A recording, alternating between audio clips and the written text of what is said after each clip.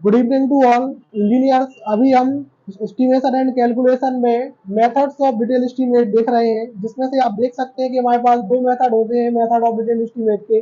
पहला होता है short ball long ball method, जिसको हम सेपरेट बॉल मेथड कहते हैं, और दूसरा हमारा होता है सेंटर लाइन मेथड। दूसरा होता है सेंटर लाइन मेथड। जो हमारे ये एस्टिमेट के मेथड्स हैं, इन मेथड की हेल्प से हम कैलकुलेट करते हैं quantity of materials and quantity of particular items, और इसके बाद फिर हम एब्स्ट्रैक्ट शीट के रूप में इनकी एब्स्ट्रैक्ट कॉस्ट भी फाइंड आउट करते हैं। तो आप देख सकते हैं जो हमारा पहला मेथड है short ball long ball method, हम इसके बारे में देख रहे हैं। तो short ball long ball method में क्या होता है कि मान लीजिए हमारे पास कोई भी प्लान है और हम किसी भी प्लान को लेते हैं।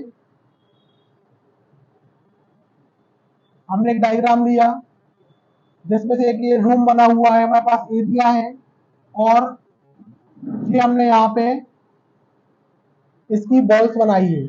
तो जो short ball long ball method होता है, इसमें हमेशा दो बॉल लेते हैं हम, एक शॉर्ट बॉल एक लेते हैं लॉन्ग बॉल। तो हमने ये वाली बॉल को लॉन्ग बॉल माना,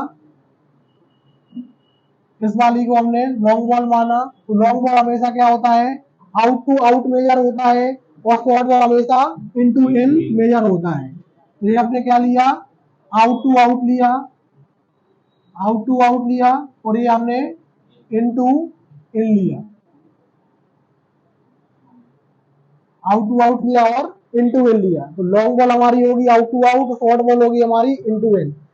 स्टूडेंट्स, इसमें हमको कोई भी बॉल हम लॉन्ग बॉल मान सकते हो, किसी बॉल को हम शॉर्ट बॉल मान सकते हैं। तो हमने अभी इस वाली बॉल को लॉन्ग बॉल माना, और लॉन्ग बॉल के परपेंडिकुलर में दूसरी बॉल होगी, उसको हम क्या मानेंगे, शॉर्ट बॉल मानेंगे। तो आप देख सकते हैं जो शॉर्ट बॉल है हमारी वो यहाँ से इन टू इन है, बाकी दूसरी हमारी लॉन्ग बॉल है जो आउट से आउट है, आउट टू आउट है।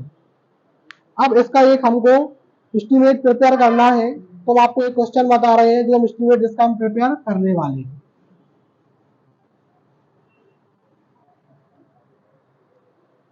मान लीजिए एक आपके पास एक रूम दिया गया है,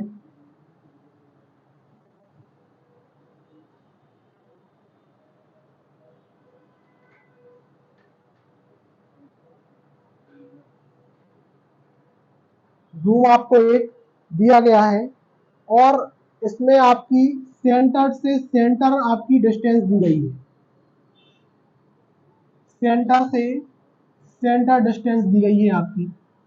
और सेंटर से सेंटर डिस्टेंस क्या है आपकी, इस वाली जो ये वाली आपकी क्या है बॉल है, इसके सेंटर से इसके सेंटर तक की डिस्टेंस आपकी कितनी है, मान लीजिए 5.3 मीटर है centre to centre, 5.3 metre centre to centre. ये कहाँ से है, इस वॉलीबॉल के सेंटर से इस वाली बॉल के सेंटर तक।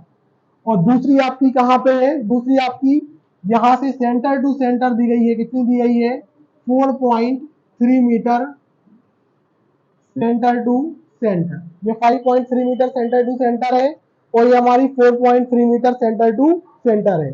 आपको हमेशा short ball long ball method में क्या करना है, हमेशा आपकी जो आप लाइन लेंथ लेंगे, हमेशा आप सेंटर टू सेंटर ही लेंगे। मान लीजिए आपके पास ये रूम था, और इस रूम की आपको यदि डायमेंशन कहाँ दी गई होती, आउट से आउट दी गई होती, क्या दी गई होती, आउट से आउट दी गई होती, इन से इन या आउट से आउट दी गई होती, तब भी आपको क्या करना था, सेंटर टू सेंटर डिस्टेंस निकालनी थी।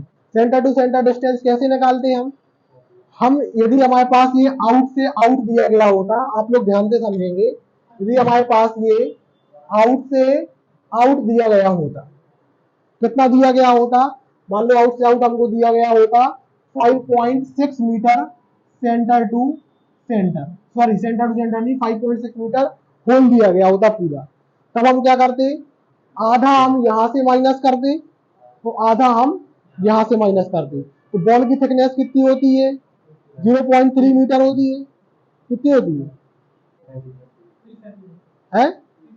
30 सेंटीमीटर, कितनी होती है 0.3 मीटर। 0.3 मीटर हमने माना, तो हाफ हम 0.3 मीटर यहां से माइनस कर देते, तो हाफ 0.3 मीटर हम यहां से माइनस कर देते। कैसे माइनस करते, माइनस 0.3/2 और -0.3/2। यदि हम ऐसा कर देते तो कहां से कहां तक निकल आती, यहां से लेके यहां तक निकल आती, कितनी निकल आती, 5.3 मीटर सेंटर टू सेंटर। इतनी बात किसको समझ में नहीं आई? हाँ, जिसको समझ में नहीं आई तुरंत हाथ खड़े करो। बाई टू इसलिए किया कि यदि आपका ये कितना है, 0.3 है, कितना है, 0.3 ये है और 0.3 ये है। तो यदि आप पूरा 0.3 यहां से माइनस कर दोगे, पूरा 0.3 यहां से माइनस कर दोगे, तब वो क्या बन जाएगा, इन से एन बन जाएगा, बन जाएगा इन से एन। लेकिन आपको इन से एन नहीं बनाना है, आपको तो कहां जाना है, सेंटर से सेंटर लेना है। तो 0.3 का आधा यहां से, 0.3 का आधा यहां से माइनस कर दिया, तो आपका सेंटर टू सेंटर आ गया। मान लो यदि आपका क्या दिया गया होता, आपका इंटू एन ही दिया गया होता, कितना दिया गया होता, इंटू एन दिया गया होता, तब आप क्या करते, आप इंटू एन यहां से लेके यहां तक दिया गया होता, तब आप आधा यहां से प्लस कर देते, तो आधा आप यहां से प्लस कर देते। होता ऐसा कि नहीं होता? भाई बात समझ में आ रही कि नहीं आ रही?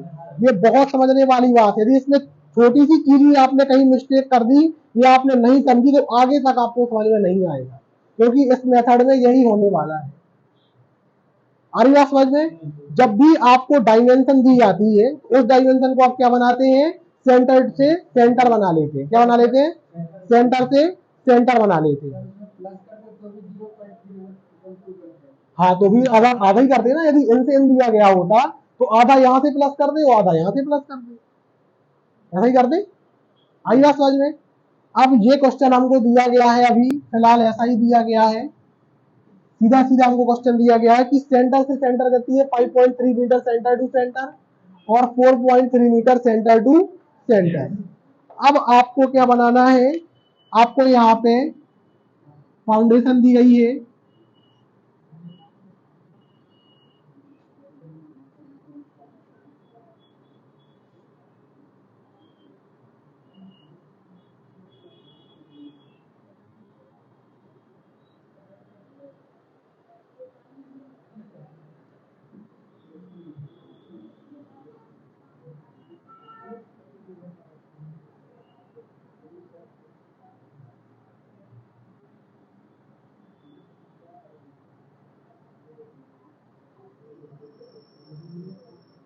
इस तरीके की फाउंडेशन आपको देखो, जो दीवार है, इस दीवार के जस्ट नीचे सेंटर से ही आपकी ये फाउंडेशन दी गई और एक फाउंडेशन उसने दे दी और क्या कह दिया कि ऐसी फाउंडेशन आपकी दूसरी जगह है, सब जगह है। अब आप क्या करेंगे, इसकी डायमेंशन क्या दी गई और जीएल कहां पे दिया गया, ग्राउंड लेवल, यहां पे इसका ग्राउंड लेवल दिया गया, यहां तक ग्राउंड लेवल दिया गया।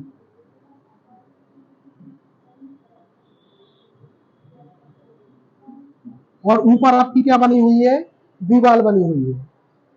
तो आपका ये डायमेंशन कितनी है, 0.9 है, या फिर अपन का है सीधा सीधा 90 सेंटीमीटर है। ऊपर वाली, इसके ऊपर वाली आपकी 60 सेंटीमीटर है, इसके ऊपर वाली आपकी 50 सेंटीमीटर है, ये वाली आपकी 40 सेंटीमीटर है और जो आपकी दीवार है, वॉल है, ये कितनी आपकी 30 सेंटीमीटर है। पहले आप इसको देख लीजिए, बाद में आप करना।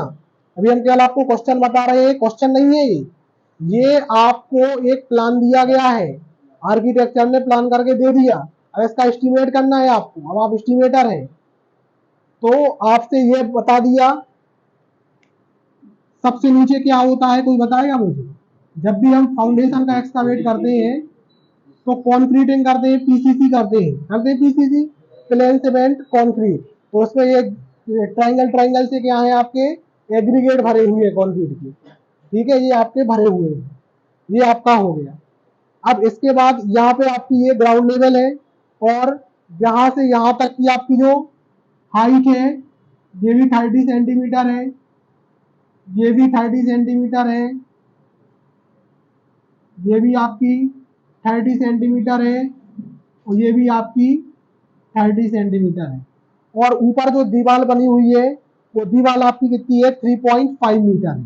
कितनी है, 3.5 मीटर ये दीवार बनी हुई है। भाई ये तो कहा था कि ग्राउंड लेवल तक है, अब ग्राउंड लेवल के ऊपर स्ट्रक्चर भी तो बना है, तो वो दीवार जो बनी हुई है वो दीवार कितनी है, 3.5 मीटर बनी हुई है। ये आपका क्वेश्चन आपको दे दिया गया। अब आपको इसको क्या करना है, इसका एस्टीमेट बनाना है। एस्टीमेट कैसे बनाएंगे, सबसे पहले हम क्या बनाते हैं, मेजरमेंट शीट बनाते, मेजरमेंट शीट 3.5 ग्राउंड लेवल के ऊपर दीवार बनी हुई है 3.5 मीटर की। 3.5 मीटर क्या बनी हुई है, दीवार। ये दीवार दिख रही है, ये दिख रही है। मान लो जमीन पे हम खड़े हैं, जमीन से कितने ऊपर है वो, 3.5 मीटर है। ये बिल्कुल बेसिक क्वेश्चन बताया हमने, बेसिक आपको बताया, सबसे सरल से सरल, इससे सरल नहीं हो सकता कोई, ऐसा कभी पूछा भी नहीं। पूछना मतलब ऐसा अपन को वैल्यूएशन करना ही नहीं है, एस्टीमेट अपन को बहुत कठिन वाले क्वेश्चन करने हैं। ठीक है, ये तो हम केवल आपको समझाने के लिए बता रहे हैं कि अभी मान लो, क्योंकि जीएल के ऊपर सीधा दीवार नहीं होती है, बहुत सारी चीजें होती है। तो अभी तो आपको बता दिया गया कि कितना दिया गया, 30 सेंटीमीटर आपको, ये 30 सेंटीमीटर की क्या है, इसकी विड्थ है, दीवार की क्या है, विड्थ है, और 3.5 मीटर की क्या है, इसकी हाइट है। इसको आप बना लीजिए, इसको बना लीजिए।